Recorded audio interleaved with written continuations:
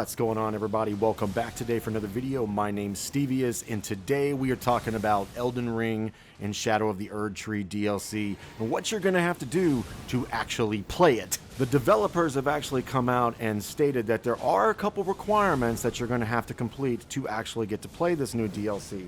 And those requirements are none other than you will have to beat two particular bosses, that being Starscourge Radahan and Mohg, Lord of Blood.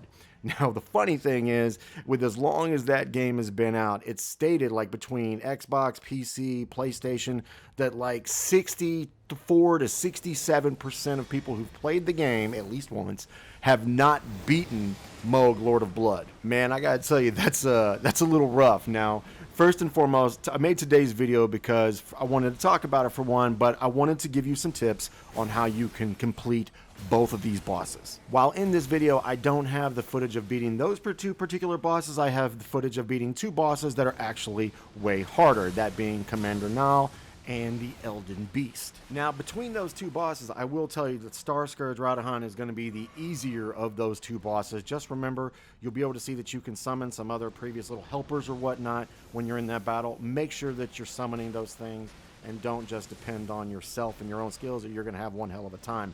But just do that, ride around your horse, keep your distance. It's not that hard of a fight. But to easily cheese Mohg, Lord of Blood, which I did, I beat him in like 1 or 2 attempts. It wasn't anything crazy, but I have to admit it didn't take any skill at all. It was the cheesiest thing that you've ever seen, like you're going to see in this video, as I did on Commander Nal. It just simply takes a concoction, the laser beam of death, or the Comet Azure build. Now, I'm going to give you a list of what you're going to want to use to create this build. You can go and look up a million different tutorials on how to find all these things. Back when Eldenring was the game of the year and people were making constant videos on it, there were tons of people that made everything you need to make this build. But this is the list. Write it down if you need to.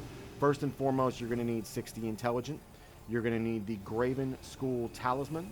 You're going to need the Lusat Glintstone Staff, upgraded as much as possible.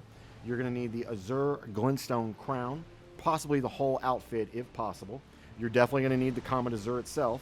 You're also going to want another spell, Terra Magicus. You're going to need that to help amplify the power of your spell. And then you're going to need to make a special concoction, and this is key for your Flask of Wondrous Physique. First and foremost, the Magic Shrouded Cracks tier, and then the other really important part of this, the Cerulean Hidden tier, which what it does when you put these two together, gives you a whole bunch of power on your magic, but also for 10 seconds your magic doesn't cost any FP, and that's what gives you this massive laser beam of death. Now let's just say for a second that you don't have that kind of a build. What I would also do is Google and find a larval tier.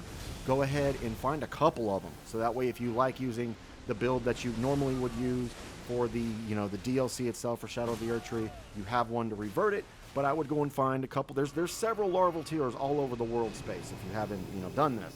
So just go find you a larval tier, respec your character, give yourself a nice, strong, intelligent build. Use that build to beat Mohg and anything else that you need to do it, and then respec yourself back to whatever it is that you want to have your character set up as. It'll be a great way to get everything done easily. Highly recommend it. I hope this video today helps you in getting these bosses completed so that you can enjoy the DLC for Shadow of the Erdtree. But maybe you want to go ahead and just wing it and try and do the whole dodge and weave move. And if you can, more power to you. I couldn't. That's why I took this cheese formula. I'm going to go ahead now and let the rest of the video play out so that you can watch the rest of the fights between me and the Elden Beast and Commander Nal so you can see how this stuff works.